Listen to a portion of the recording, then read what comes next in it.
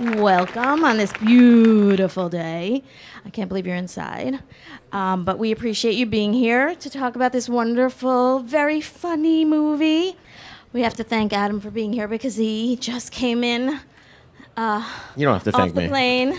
It's my pleasure. We thank you. So I'm going to start off with you, Susanna, and because how many people here have seen this film? Yay, Mom and Dad. Mom and Dad over there. So give everybody the log line of what Life Partners is. Okay. Well, the movie is basically about two codependent best friends approaching 30, one lesbian and one straight girl, and how they're sort of each other's platonic loves of each other's lives until the straight girl meets the male love of her life, this guy. And he sort of creates this love triangle between the three of them where it's just basically about how when you have a best friend and somebody gets into a relationship, things are awkward and you have to renegotiate the terms of that friendship. And we see the best friend a lot in Hollywood movies, but a lot of times it's been guys and, or the best friend is a girl. She's always like the fat one, the funny one, all those different things. So what your film is different is that you have them as fully formed human beings in a relationship with each other that is a primary relationship. So talk a little bit about how you and your writing partner put this story together and just give us a little bit about the friendship part. Okay. Yeah, I mean, my writing partner, Joni, and I always talk about how we don't see a lot of movies that really show female friendships for all the nuances that they have. They're amazingly passive-aggressive, but also really intimate and emotional, and there are all these layers that I think women can relate to in their friendships, and we just don't see them in movies. It's either the friend who's overly invested in the main character's love life and constantly like just sitting around with ice cream ready to give advice, or, you know, some sabotaging enemy type person. And they're just rarely realistic depictions of friendships that are sort of loving but also a little competitive, or all those layers are there in a way that I think is particularly female. So we wanted to show that. And so we wanted to find a narrative that framed those issues but then also had some drive to it, and, you know. So Jordana, talk us a little bit about how this movie came to you. I know you were involved with the development of it from the early stage when it was a one-act play. Is that correct? So talk a little bit about like what you saw in this play that became a movie. Yeah, so Joni and Susanna wrote a one-act play for a play series. I did not know it was a one-act You play. didn't know I knew that? that it was a Sundance Lab. I guess I did. I guess I didn't. You I didn't, sort you of didn't come knew to it- our one-act play? Come on. What's wrong with I you? knew it was like incubated there, but I didn't. I guess I didn't know it was an actual one-act play. I have questions about that, but later because I think they might be boring. Continue. Sorry. No, it was a one-act play that was really like their career was inspiring to even starting this one-act play festival, because I'd seen so many writer friends of mine that had so many scripts that were kind of in development hell at studios and never seen anything get made. So we decided to produce a play because we would actually make it and be able to invite our parents and say, look, we're writers, we're directors, we're producers. So they wrote it as a play, and it just felt like it needed to have a life beyond just that. People really loved it, and we fell in love with these characters, and so I found them at a window when they were willing to, you know, just kind of write something and play around. And they did the Sundance Writers Lab, and then I did the Sundance Producers Lab, and we developed it for, you know, a couple of years and made the movie, found our cast. And so Adam, talk about how you came into this. I read that you were the first actor to sign on for the film. Is that true? Did you get but the green by light? truly like a matter of days, I actually, Leighton was reading it and laughing, and told me like I really like the script I'm reading. I'm like, and you know, I asked what she was reading because she was laughing, and then a couple days later I said I just got offered this movie. I'm gonna do it. I haven't read it, but I already know you. I mean, you know, I already know you really like it, and so it's I'm sure it's really good. And then I really liked it, and you know, it was pretty obvious decision. Great. So the two actresses that you have, the fantastic, was when Leighton was reading it, was she reading it for the part that she got, or was it just? At the time, it was sometimes you're just sort of asked to meet with actresses Right. for either of the role. I mean, I think agents put actors forth, especially if there's a movie that has more than one developed. It's not like one role is. More than one woman in a Developed movie. woman. Oh my God. So they, had just sent the script to her to meet and talk about it. But for me, one exciting thing is taking an actor who's, and like challenging them, and if they're ready to be challenged to do something that's totally different from what they've done. So I always saw her playing the role that she played, which is very different from roles she's played before. But also, I just sensed that she'd be really good in the role that she played. And when we had the meeting, it was clear to me that was the role that was more exciting to her too. So I think we both felt like it will be a stretch, but one that she was well equipped to make. So talk about the biggest challenges in getting this movie done. I think from all of your perspectives would be really interesting for folks here. Are people here filmmakers, writers? Okay, so we're going to ask this question, and then we're going to show a clip, okay? So let's do the challenges in getting the film done. Whichever challenge, I'm sure there was 1,600 of them. I mean, this is mostly a question for Jordana, but I will say that over the years of writing, at first on spec and then professionally with Joni, we learned a lot and developed a lot of confidence from the failures and from the heartbreaks that happened. And so all the projects we tried to make, and then we would get and then take advice to wait, or maybe there'll be a better offer if you hang on, or you could get a bigger budget if you wait a year. Like, we made those mistakes of not pulling the trigger on things, or not scaling back the budget and sort of jumping at a chance enough times that I think the years of challenges led us up to the point where we were able to be bolder with this movie. So anyway, that's what led us to Jordana in the first place, and led us all to sort of be really confident about the decision to do it for whatever budget, in whatever way, right away. So Yeah, and with a small budget comes not a lot of days and not a lot of resources or luxuries. So I think for us, we were really lucky to have just a cast that we were in love with and feel like we were all a family, and everyone was as invested as we were to make this movie, which it wouldn't have been possible on the budget that we had if we didn't have this invested cast. And I also think just like along with the timing of it was just deciding to go even if we weren't ready, because you always need more money and you always need more time.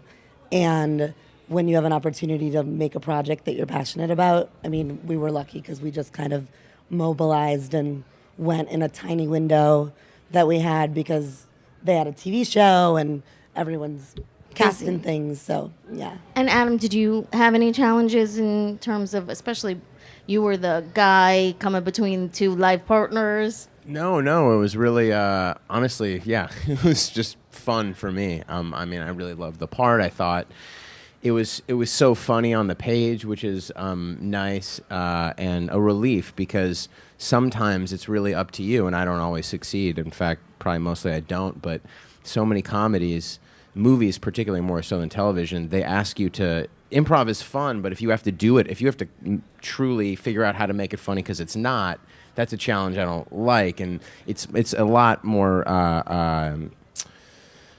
satisfying, and it's just you feel a lot more secure if the script's great, and then you can just do that, and then so anyways, no, I mean, it was a good script, and it was we filmed it in Los Angeles where we all live, and so with a bunch of great people, so I can't say no. It was kind of not to, I don't know, sound too flippant, but it was a breeze. I have to say that movie you were in The Land of Women, is totally underappreciated. Oh, wow, thanks. I did really like that. Thanks. See? Other people liked it too. So let's roll the clip. It's a nice chunk of the movie. So many awkward moments in 3 minutes. In 3 minute scene. So, so you were the co-writer on this and also the director. So was there any moment where the director and the writer had a conflict in your head? You mean me and having an internal conflict, or a conflict with my co-writer? Both. Or both? No, I mean, we'd sort of talked through how we wanted to execute the script. So I think by the time we got there, there's also so much adrenaline on an indie movie, especially with this pace, that I think those conflicts were a little bit. There was no time to indulge really in that. But yeah, I mean, I think sometimes you have to let go of your image of what it's going to be based on your idealizing what's on the page and just allow things to be fluid and allow for the surprises that happen on the day. And sometimes often that makes the movie much better if you can be a little bit flexible about how things are going to actually turn out. And you always knew you wanted to direct this? Yeah, definitely. And Joni didn't want to? Joni and I, we have, I think, a great symbiotic partnership where directing has been something I've wanted to do for years and years, and I've always sort of directed shorts. And then when I partnered up with Joni, we were writing together, and I would direct, shorts that we would write or web series, and that was something that I was always really interested in. Sort of the obsessive type A director personality is something that is a little more me than her, and she's really good at sort of asking the bigger questions and the bigger picture stuff and sort of analyzing and talking through things, but then the person who wants to lie awake at night, like obsessing over the most minute details, is me. So I was the natural director of the two of us, I think. And Adam, you work in TV and in film. Is there a difference to you in when you're working in the different mediums? Do you prefer either one? I think on the whole, television has better food. Okay. The craft budget's service. probably a little more. They just, not that it even shows up on the screen, just people get paid more. But other than that, no, I love, the thing about movies that's so nice is the variety, and you get to try on different roles and work with different people and constantly switch it up. And at the same time, television's great for one thing. There's job security, and it's nice to have your schedule a little planned out. You don't have to go hunt for a job necessarily. But creatively, I think they're both interesting. I mean, to know a character and be comfortable in it, and then have that character evolve is great, and then to take on a new role and kind of by the seat of your pants and figure out how you want to do it right as you go is its own thing. So I don't even know, and where's the line anymore these days? I mean, honestly, like, this is a whole other discussion, and it's a pretty obvious one, but still, I just think there almost is no difference. It's true. And Jordana, you really work hard to develop scripts, and so talk a little bit about your process and why it's so important to get in at the beginning to help something move along. I mean, I think that as a producer, you have to read a script looking for different things than a writer is doing, which is, how am I going to make this movie? Not just finding a story that you're really, really passionate about and developing a great story, which I had, complete faith that Joni and Susanna would always get there, but having something that was makeable and that we could make sure we always had an audience for is something you kind of have to keep in mind from the beginning, which is why I think it's helpful to have a creative producer on board, at an earlier stage of a project. Right. So you were really integrated into the whole process, and a lot of times people don't have that, so that's right. A big help. That's cool. It helps to work with your best friend too for that. Yeah. You too? Yeah. Mm-hmm. Oh, yeah. Nice. So that was fun too. That's cool. So I read, Susanna, that you were inspired by Nicole Holofcener's Walking and Talking. Have people seen that movie, Walking and Talking? That's the first of her. One. We got one. It's the first of her This guy kind gets of it. You get it. I say she basically has charted an entire generation. Right. Enough Said was her last movie. Right. Yeah. If anyone. Walking and Amazing. Talking, and I'm not going to remember all of them. But that was the first one. Anne Heche and Catherine Keener, who's her muse. And so... Friends with money, please give. A lot of obsession with money. I like it. Yes, exactly. Lovely Thank you for movie. remembering all her movies. So talk a little bit about how the movie inspired you and how that kind of the genre of the... And maybe you'll have a whole... chart another generation. Oh, that would be great. Joni and I both had been fans of the movie for years before we even met. And I think what I loved about it was just that the characters, they're two real, smart, interesting women who are not always likable, but they're always lovable, which is something that just felt really relatable. And I appreciated that the movie is funny enough and edgy enough that it's not like a drag for guys to watch it. Like, they're not like, oh, this movie about women is so boring. They go and see the movie, they're like, oh, it's actually really funny. These women are kind of funny and wry and smart, and it feels like a movie that anyone can acknowledge as really entertaining. And at the same time, it has some really specific emotional truths to it that I think women particularly can relate to. It just was the truest friendship story, and I think it really does hold up. And anytime Joni and I would talk to like a studio executive or something about what movies they loved, and we'd mention that, every single one of them loved it, and then went on to say, oh yeah, like, we wish we could make that here, but that movie was made so long ago. And It seems like movies have gone back to that kind of small.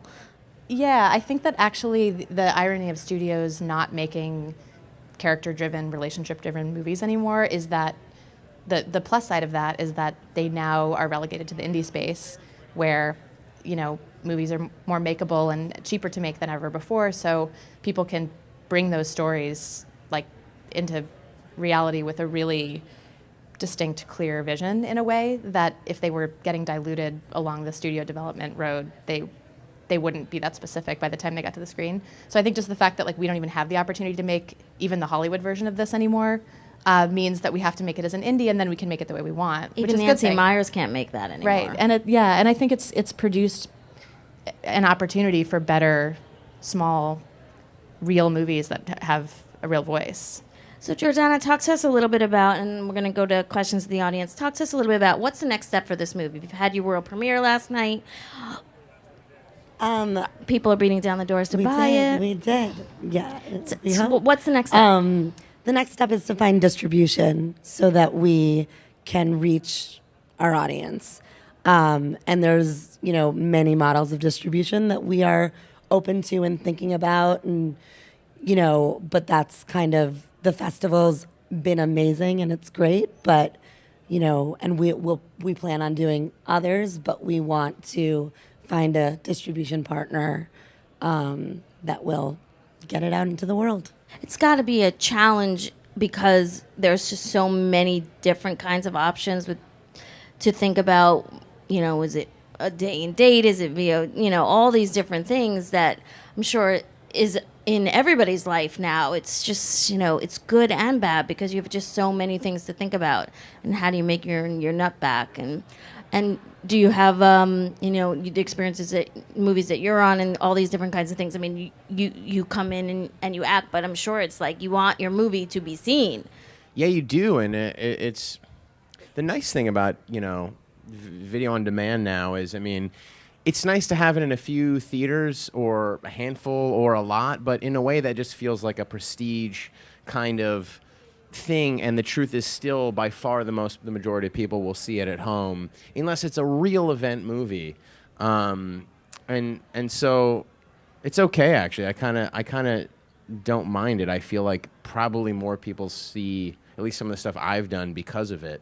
So yeah, I don't know how many people saw it, but yeah, it's so different. I just did a movie and it was Vimeo's first feature length release, and so there's a lot of. I just did a pilot for Amazon. There's a lot of new companies trying stuff, and that's kind of exciting too. To be at the forefront of, the emerging technology or a new company trying something is also kind of interesting. I remember I was alive when movie people wouldn't do TV. Yeah, I know. It was, they were like, no. Now, everything is so different. So why don't do you want to show the other clip and then go to the audience? Okay, let's do that. So last question before we go into the audience. So Lena and Jillian didn't know each other, but they met and they became like best friends, like really quickly, right? So that must have been, shoo. Yeah, no, it was great. I've been thinking about this a lot just in terms of what the casting process is like, and it's kind of like matchmaking, like professional matchmaking, where the goal is to bring two people together that are going to have really good chemistry, and you have to hire them before you really know for sure. And so it's just your best guess if you sit down with an actor, whether sort of you have to size them up and say, what makes this person tick? And both of these girls were grounded, super smart, really thoughtful, analytical, down-to-earth women living in a crazy town and crazy industry. So I was like, oh, I kind of suspect that you guys would have a lot to talk about and ultimately be able to create that kind of chemistry. But it's hard. I think casting a romantic movie or a romantic pair is no different than that. So, yeah. But we really lucked out. I mean, within a day, they had their own little language, and they were bringing a lot of nuances to the friendship, I think. That's terrific. So, audience members. This is for Susanna. In regards to the friendship in the movie, were there any conversations or scenes that actually came from personal experience? That no, none. Not one. Yeah, I mean, Joni and I always try to... Were you done? Okay. Joni and I always try to bring a lot of our personal experiences and, the sort of graveyard of ex-girlfriends and boyfriends that we've had always find their way onto the page for us. And so a lot of these moments and conversations and anecdotes are definitely inspired by our lives and our friendships with other people. And at the same time, the challenge for us is always, how do we create a narrative that doesn't just feel like these characters are living out something that literally happened to us and it's not that interesting to watch because we just wrote it down because it happened to us. So it's like creating an actual story that's compelling and characters having arcs that aren't exactly what we've experienced but still feel personal and real is always the challenge for us, since we do start at this incredibly personal.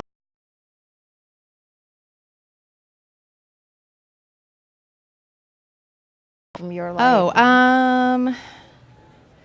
I definitely subjected her to trying to watch America's Next Top Model with different lame boyfriends I had. Oh my God. And she was into the show or was not? And well, I mean, Joni and I were extremely invested in the show. Okay, so it was, all right. Yeah. So you say subjected her, you mean subjected the guy? I subjected her to having Making to the watch guy it with with the guy, a okay. lame I guy see. chiming in. Hi, I'm seeing Life Partners Story. I'm very excited. I've come over to New York from England to do research on women in media. And I was wondering, obviously you've got you two who are amazing producers in this film. And I was wondering if you feel that there's enough women in the media. I mean, in media, maybe. In the film industry, no. No. I think... Not even in media. Not even in media. But, I mean, Jordana has been involved in several, fellowships and programs that specifically deal with this topic. So I'm going to let her take this one. I mean, no, no is the answer, I think. I think that we are trying to increase that number and trying to figure out how that happens. I think that there's a misunderstanding that it's getting better, but if you statistically look at how many female directors have, made movies that are in the top 200 in the box office, I think there's 3 that are women. 6%. 6%, yeah. So, yeah, it's a problem, but I think it's part of a bigger problem, that extends outside of the industry as well. Yeah. And I think in terms of just as a director, I think just judging from my own experience and it taking a really long time for me to feel confident enough to take the leap of actually pulling the trigger on a movie, I know that part of that is gendered, even though I never thought of it that way. Just the amount of people who were encouraging me to wait or learn for longer, and then my male friends who are writers were being encouraged by everybody from their friends to their agents to older directors to direct their first movie and do all of that when we were all in our mid-20s, and I was getting a lot of one day maybe you can do that more? Yeah, and I think it wasn't presented as a pat on the head little girl thing, but I think ultimately that's ultimately what it was. And I think that if we can talk more about that openly, not in a bitter man-hating way, but just talk about it, it will help, because I think people just need to know that that's something that happens, that they have to just be aware of. And I have a few friends who have just recently made their first movies, female directors, and we talk about these issues all the time. We call each other for advice, and sometimes we'll find ourselves saying, would my investors talk that way to a guy? Or, and the answer is often no. And we were lucky enough to work with, a really wonderful financier who, two women and men and women who really are super excited about the fact that this is so female driven. But I know that that's not the way that the industry is organized a lot of the time. And it's hard for women when they feel others doubting them to push through that. I think because we're encouraged to need approval and need people to tell us that they like us, and all of those things can get in the way of, taking control of a situation, I guess, for lack of a better word. And remember, it's not a zero-sum game. If you are successful, doesn't mean the next woman can't be successful. If you're successful, it makes more opportunities for Yeah, the women to be certainly. successful. Right. I think mentorship is a part of the problem, and I think women need to also help other women to make that happen. And I think that when seeking, a mentor or sponsor or whatever, it does seem like as much as it's great to have these initiatives for women helping women, it's also great to cross those gender lines too and seek a mentor who's a guy, or for a young male filmmaker who makes films that are more in the subject matter of a female filmmaker he looks up to seek her help out and not keep things so stratified. I think it's going to help make that a little bit more fluid. So the film seems to engender some degree of improvisation. Was there, and can you talk about how you worked with your actors and how the actors worked with the director to do that, or put in their own input? Yeah, I mean, There actually wasn't that much. I mean, to be quite honest, maybe possibly 5%, truly, maybe. Yeah, it was pretty tightly scripted, and yeah, like I said, earlier, there wasn't really the need, but I think occasionally we would change something or throw in a little extra tidbit. But it definitely, and I think you can tell even watching it, there's a definite rhythm to it that it isn't just like we're just riffing. There's definitely not a lot of riffing. I can say that. I think, I mean, it's a mix. We definitely worked on the script and wanted it to feel like, we want the actors to feel like they could inhabit these roles and not have the pressure to have to create something. And also, I think sometimes with really improv-heavy movies, you just kind of feel like the actors are just casually riffing, like Adam was saying, and they're not necessarily in character, and it's just become sort of people hanging out and being funny, and we didn't want that. But at the same time, I think we maybe just by virtue of the fact that Joni and I have gone through so many notes and development processes with other projects, we are not precious about people telling us that a line doesn't work or words feel weird or an actor doesn't connect with something. And the ability to be flexible about that, I think, is really important. So it's a combination of things. And I think for different actors, they needed or were excited to add little tidbits of their own, more or less depending on what their backgrounds are. I added some stuff, but I think that it's all cut out. Yeah. How many days did you shoot for? No, you had what? How many days did you shoot?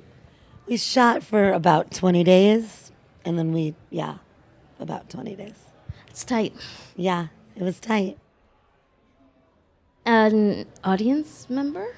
Hi, since the topic of video on demand came up, any of you can answer it, but as a director, if you had your preference of assuming that people would see the movie no matter what, would you prefer people to go and experience it in a movie theater, or would you be more like David Lynch, how he had that video about how awful it is that people are watching it on their phones, or would you just be as long as people are watching it and enjoying it, it's okay if they watch it on video on demand? I mean, I think just as somebody who's wanted to direct for so long, that answer has changed over the years.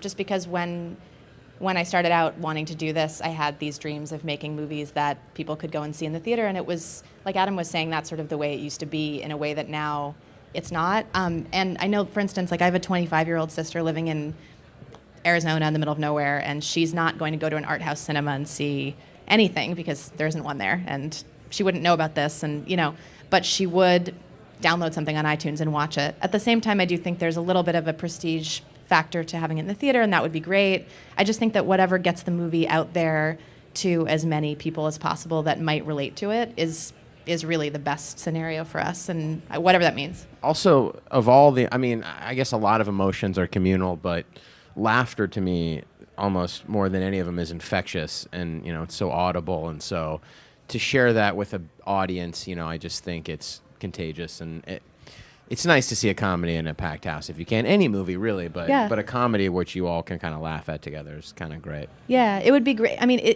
it's great when you're in a community that does have a culture of going out to the movies and having that. And there is something a little, we are like mourning the sort of transition out of that a little bit, I think, still. But I would love to have a combination of the two. I would love to have it, you know, accessible in that way for people who really love that experience, and then also downloadable to people like my sister who don't spend $9 going to, you know, wherever. And don't have the access to it. And don't have either. the access to, or to would even hear about a movie that was, you know. 80% of all movies are seen in multiplexes, and the movies that are in multiplexes are the big event movies. Yeah, And in fairness, I mean, you know, not that $100 million doesn't mean anything except that there's size up there. You know, Right. I mean, there is money on the screen that I don't know. They're leveling a city, and maybe you Right. need to see that. yeah. Hi, guys. Hello. Congratulations, first of all. I'm just really curious about your casting process. It sort of seems like, from what you said, that you kind of knew in advance the actors that you wanted to play the roles. But I was wondering, in addition to sending out the scripts to certain actors, did you also work with a casting director and see, you know, like multiple people for it? We did. I mean, we Joni and I have a hard. It's hard to take the leap of faith of just offering a role to an actor that you have no personal relationship with at all and haven't even had a coffee with. But you know, Power I wield. as a man.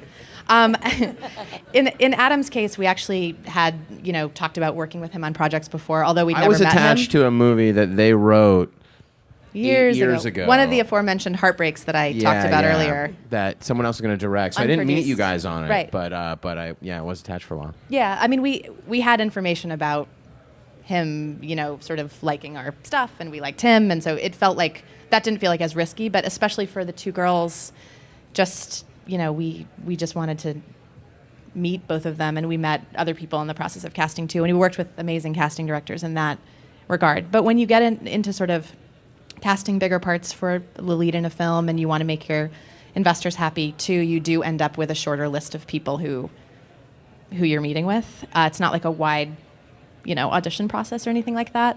We didn't, just to add to that, we had amazing casting directors, but when you're doing an independent film and you're casting movie stars in your film, you usually cast those, you know, without the casting director, because you have to kind of build from the ground up, and then the casting director comes on oftentimes to cast a lot of the other roles, and they have great ideas for them that, you know, we don't think about on our own. Yeah, and I actually really enjoy the process of, it can be exhausting, but the process of meeting like more actors than you're going to need to cast, and just sort of as many as I have the energy for, just because I'm always surprised, you know, by what they bring, or people who, you know, from one specific kind of role that they're pigeonholed as always playing, and then you meet them and they're so different from what you would have thought, and it leads to some of the best, most exciting like choices, I think, in general. So I don't know. So yeah, it's a combination of the two things, I think. Hi. So excited to see this tomorrow. My question is about, you had mentioned that you were fitting this in between other things, and I was just curious, you know, what other things you were juggling this with and what that was like. You know, were your attentions divided? What kind of challenges were there associated with that? There was a challenge with this particular shoot, and the reason that we sort of mobilized to make it so quickly was that my writing partner and I worked on this pilot, which you also worked on, which is how I know you. We have a show that's premiering on ABC Family on June 10th. Yay. Joni and I. So Say the name. check it out. It's called Chasing Life. It's about a girl in her 20s who gets diagnosed with cancer, but she's sort of, you know. And are you executive producer or showrunner? Yeah, we're executive producers together, and you're not wrote running it. showrunners. We're running it with a showrunner that we brought on Great. too. But that happened around the same time, and after years of like spotty, inconsistent employment, which is sort of the way freelancing works. We had just the irony of two opportunities that sort of seemed to be moving forward at the same time. ABC Family seems to be the place where we can see young women. I mean, it's amazing, the shows that they have on there. Yeah, I mean, for us, we've always wanted to to do like a classic like Bedford Falls 90s like, you know, My So-Called Life, Felicity, 30-something type show, which we don't ever see anymore. Anyway, so this to us, we were like, okay, if we can do that tone, anyone that will let us do that tone, and one network You that should just they, say we My could. So-Called Life a lot And when that- you're pitching, we when you're talking we about frequently this, because- do. Yeah, okay. I'm going to watch it now. But no, we were doing that, and weirdly enough, it was like sort of just this embarrassment of riches slash really stressful time where the pilot got picked up, and then the show was sort of hovering on the verge of getting greenlit as we were preparing to make the movie. So, you know, after waiting so long to make a movie and having a movie financed, we did have to deal with the stress of the minute they pick up the show, they could say, okay, next week you have to start writing 20 episodes. And meanwhile, I was meeting all of my crew and cast and telling them to turn down other jobs to do the movie. So it She was, was also really editing like Wow. all through the night while she was in a writer's room all through the day. So it was crazy. There was really no choice, but I think that was a scenario where, not to bring it back to the woman thing again, but that was a scenario where a lot of people were like, hey, maybe one thing at a time, and it's so great you have the show, and are you sure you really, and it's true that I didn't like lead a balanced life for 8 or 9 months, but I'm so glad that I just pushed through it and lived in a ridiculous what way. you have now. No, it's great, but You've it was birthed two things It was here. definitely like a conversation that I feel like, knowing a lot of male writers who are just encouraged to take on anything and everything, and we'll work out the dates, we'll figure it out, like pile it on, and that wasn't uniformly what people were saying to me, which I noticed, and you know, partly through Jordana's support and just the sheer force of will, we just decided to do it anyway. But it's been like a hard year in some ways. Impressive. So everyone's going to go see Life Partners. It's playing in the Tribeca Film Festival. And Thank then you guys on so June much for 10th, coming. Yeah. You're going to watch her show. You have anything coming up that you want to tell people about besides Life Partners? Just, Just life. life. Okay. Just life. Watch his life. And Jordana, congratulations, all of you. Thank you